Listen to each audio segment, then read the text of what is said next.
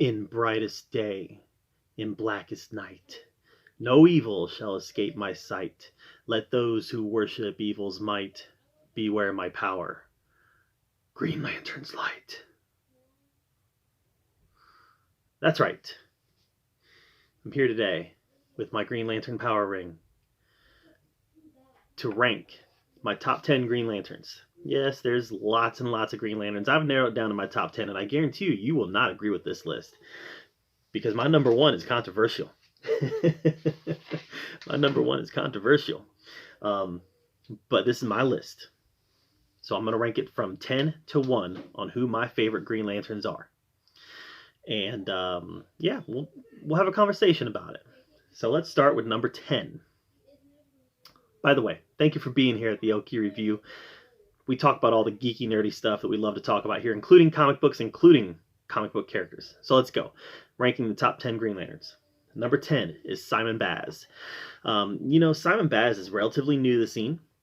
And, he's one of those characters that I got some enjoyment out of a little bit until something happened. So let's talk. So he was a part of that Justice League of America, the Justice League of America that was put together strictly to be a part of Forever Evil. That's clearly why that Justice League of America was started. By Steve Trevor was the leader of it. Amanda Waller organized it strictly to fight the Justice League, and it was Simon Baz's job to take down Hal Jordan. And he became a part of that team. And I wasn't really that interested in the character at that point. I felt like, man, this is getting a little redundant. We've got another Green Lantern. Now, Simon Baz is a Muslim Green Lantern, and he's a Muslim who for a long time carried a gun because he felt like he needed that extra reassurance. Eventually, during the Green Lantern series, he was able to shed that gun. He was able to get rid of it because now he understood the importance of having faith in this instead of a firearm. But during the whole Justice League of America run, during the whole Forever Evil arc, during all that, I wasn't that interested in the character. I felt he was a redundant character. And then he became a member of the Justice League. After Forever Evil, he became a member of the League, and he became a lot more interesting at that point, mostly because he became a member of the League along with Jessica Cruz. And they actually headlined their own book called Green Lanterns. And they were actually tied. They were actually tethered together, where they had to work together, him and Jessica Cruz. So the two of them became a very interesting pair. I'm going to get to Jessica Cruz later in this list because I actually ranked her quite a bit higher. But Simon Baz became a lot more interesting as a member of the League and as a headliner in the Green Lanterns book, which was a part of the Rebirth relaunch. So I got a lot more into him at that point. Still not very high on the top 10 list, but he just cracked that top 10 because he became a lot more interesting as part of the duo with Jessica Cruz. And I, like I said, I felt like the whole gun component was interesting. And I did feel like there was a storyline called the the Phantom Lantern, and that one was also that was a pretty interesting storyline, at least for me.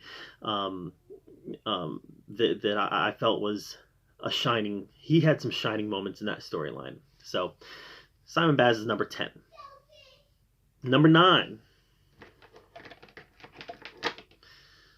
Tomar-Re. Now this is the Tomar-Re figure from the Green Lantern movie. And I realized that was not a very good movie. But he's still a cool Lantern. Now he's, typically one of those guys that shows up in a supporting role as a member of the Corps, but I just think he's cool, right? I just think he's cool. He's always around, and he's always somebody who's present. Whenever something big is going down in the Green Lantern universe, Tomar-Re always seems like he's present. And I just like the character. So, I don't know. He's number 9. Number 8. Very controversial here. A lot of people would put this one number 1 or number 2. I don't. I put him number 8, and that's Jon Stewart. Yeah. I know. For a lot of you, he is your Green Lantern. He's not mine. I realized that a lot of people grew up watching him be the Green Lantern of Earth in the Justice League animated series, Justice League Unlimited animated series. I get that. That was after my time, right? I was an adult by the time that got going. So that version of Jon Stewart was never somebody that I spent a lot of time with. Yeah, I know he was a part of the comic books. I remember he was in Crisis. I remember. I have a lot of old Green Lantern comic books that have Jon Stewart in it, but he was never a headliner, and um, and he didn't become a headliner until after. There was a period in my early 20s where I just kind of wasn't reading a whole lot of comic books at that point. I kind of wasn't watching a lot of comic book cartoons at that point. And I missed the Jon Stewart phase. And he's still pretty prevalent in comics today. He's been very involved with the Justice League the last few years.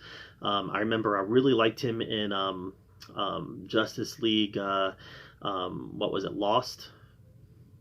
It was Justice League Lost, right? Not Justice League Lost. Green Lantern's Lost. Lost Army. Is that what it was called? Lost Army. And then it was there's two six-issue miniseries, real close to each other. It was when Guy Gardner was the Christmas Lantern. He had the red ring and the green ring. I think it was called Lost Army. But I really liked Jon Stewart in that story because he really showed a lot of leadership skills when they were lost out in deep space. I really like that. So he has grown on me over time. But for the most part, I missed the Jon Stewart craze where he became like ingrained in my Green Lantern identity. He never got that. He's always been a secondary Lantern to me. And he still is to me, even though he's a headliner in the Justice League now.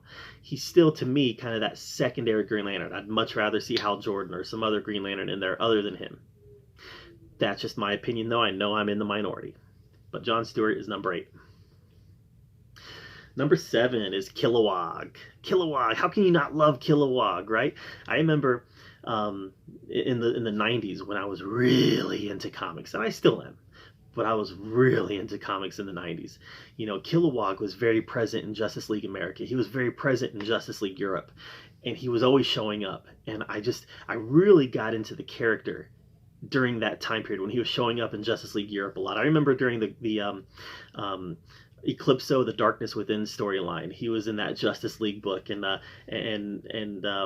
when Hal Jordan and Wally West attacked, Kilowog was there. And it was heartbreaking when Hal Jordan kills him in Emerald Twilight.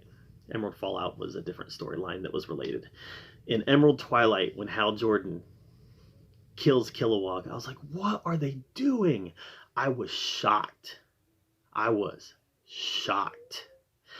Now, it's comic books. Nobody stays dead. Kilowog is alive and well now. But man, that was a gut punch when Hal Jordan kills Kilowog.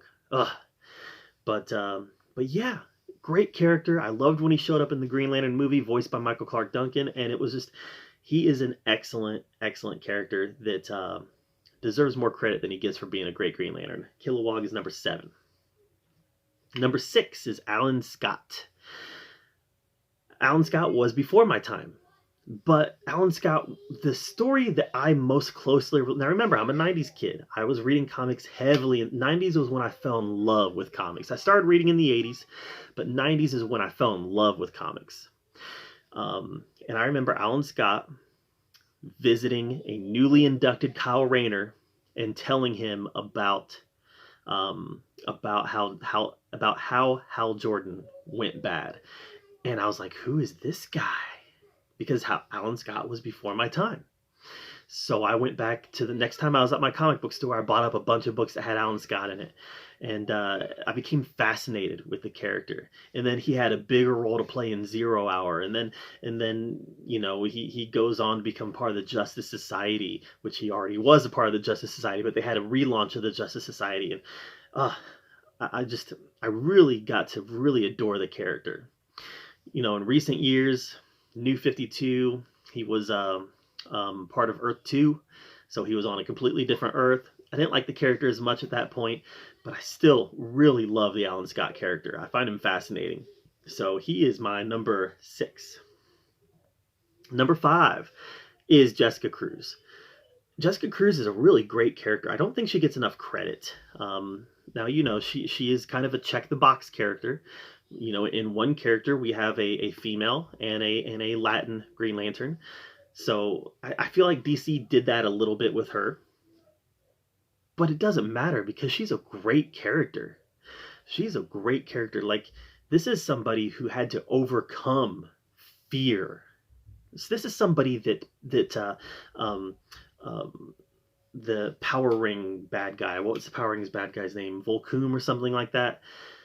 This evil entity in Power Ring's ring sought her out because of her fear. And then she, in her own right, overcomes this fear and becomes a Green Lantern. So just a really neat character. Became a critical character in the Justice League book. Had a big role to play in the Dark Side War. Just a really interesting character overall, and she's the reason why I really love the Green Lanterns book with her and Simon Baz, because she, like I said, she's just such an interesting character in her own right. So she's been a little underwritten in comics the past couple years, and I really hope that she's able to make a comeback because I really enjoy that character. So Jessica Cruz is number 5. Number 4 is Sinestro. Yeah, I know he's a bad guy and he's got the yellow ring, the Ring of Fear, but he was a Green Lantern, right? He was a Green Lantern, and that's one of my big gripes about the Green Lantern movie is they wanted to save Sinestro's rebellion for the sequel. Why would you wait to tell the best story in the sequel? Go all in on the first one. Make sure you get that sequel. And they didn't do that because Sinestro is a fascinating character. Fascinating character. And the way that he rebels against the Green Lantern Corps and the way that Hal Jordan eventually is the one to take him down is just a phenomenal story. I've already talked about it here. Forever Evil. Man, I love Sinestro in Forever Evil. When he comes in and just wipes out Power Ring, I loved it. I loved it. So Sinestro is a fascinating character, and we could talk for a long time about him. The Sinestro War, there's a lot to talk about. But really, guys, I just want to say he's a great character, and he's my number 4. Number 3. Number 3 is Kyle Rayner. Kyle Rayner is my number 3. He is, he became Green Lantern when I was kind of in my adolescent comic book phase. Like, I had been reading for a few years at that point, but I was still pretty new to it. And then here comes Kyle Rayner. Hal Jordan goes bad, wipes out the Corps, wipes out Oa, and then here's this new guy. And in a lot of ways, he's the Green Lantern of my youth, because most of my comic book reading as a kid had him as the primary Green Lantern. And he's just a great character. Just a great character. And I know that infamously his girlfriend got fridged. Literally. By Major Force, right? Major Force fridged her. But we got to see this character grow and become a hero in his own right. Almost in real time in the comics. And that was a lot of fun. So I know that he's been kind of sidelined a little bit in recent years in the comics. He has, a few years back, he kind of did go back to his 90s costume, which was great. But he's not as present now as he used to be. And that's too bad, because I love Kyle Rayner. He's my number 3. Number 2 is Hal Jordan. Hal Jordan, he's been through so much. He's been through so much. He's the Green Lantern of Earth. He's the most powerful Green Lantern of Earth. He becomes Parallax and wipes out the Green Lantern Corps. He then wipes out the whole universe. He then restarts the sun, becomes the Spectre, and then he's brought back. He is such an interesting character. He's been evil, he's been good, he's been redeemed. There's so much to wrap around with Hal Jordan that you can't really just have a list of bullet points to summarize him, because there's so much to this character. But I love him. He in a lot of ways he's my Green Lantern. But he's not my Green Lantern as much as my number one is. Here comes the hate. I feel it. I feel it flowing. But my number one is Guy Gardner. I love Guy Gardner. Guy Gardner is one of my top 5 favorite comic book characters of all time. Now remember, I'm a 90s reader. I'm somebody who really got into comics in the 90s. And if you remember, he was a Green Lantern. And then he takes the Justice League America, I think, where was it, to Almerac, and to fight Starbreaker. And then he leaves them. He leaves them. And he deserts them on Almerac. And he eventually gets stripped from the Green Lantern Corps. They take his ring. And then he goes through this 3-part series called Guy Gardner Reborn, where he enlists the help of Lobo to go get Sinestro's power ring so he could have power and still be a hero. And then when he gets that, he goes back to the Justice League of America, gets in a fight with Superman, becomes a hero in his own right. He eventually rescues Superman from Eclipso, and Eclipso the Darkness Within shoves sun matter into his face, flies him into a volcano. Just a fascinating character. He eventually leads a task force to take out an evil Hal Jordan. They get their butts kicked, but he leads this task force fearlessly to Oa to take out Hal. He has a big role in 0 Hour. It gets stupid. We find out he's an alien and his body can shapeshift. That's where it gets stupid. But man, he had this great run in the 90s where he had some of the most interesting stories. The Trouble with Guys in Justice League America, where he had a doppelganger go into the Justice League. There was some great storytelling with him. And unfortunately, here in recent years, there hasn't been as much. Probably the best stuff that we've gotten from him has been in Red Lanterns, when he became the leader of the Red Lanterns. And it all led to a big climax battle at the end of that series where he took on Atrocitus. Some of the most interesting stories in Red Lantern, however, starred Supergirl in the Red Daughter of Krypton. But overall, guys, I just love the character. And I don't know, just something about him connected with me when I was a kid. Probably his immaturity. And I've just had the same affection for him throughout my whole life. He's just a character that I've had a lot of affection for. I was thrilled when he was in Lost Army. I'm thrilled whenever he pops up. And, I think he's a great character. And I think he's underutilized. I'd love to see another Guy Gardner ongoing. I'd love to see him get the Sinestro power ring again. He doesn't need the Green Lantern Corps. He's good as solo. He's good solo. And I kind of feel like Red Lantern was his solo book for a little bit, even though it had several other Red Lanterns in it. Kind of feel like that was his solo book for a while. But boy, I love Guy Gardner. I think he's great, and I want to see more of him. So that's my top 10, guys. That's my top 10 Green Lanterns. What Green Lantern is your favorite? Let me know in the comments down below. I'd love to hear your take on it. And thank you so much for being here with me at the LQ Review. Make sure you subscribe to my channel. And as always, I appreciate you being here, where we get to talk about all the geeky, nerdy stuff we love to talk about. And until next time, we'll see you later.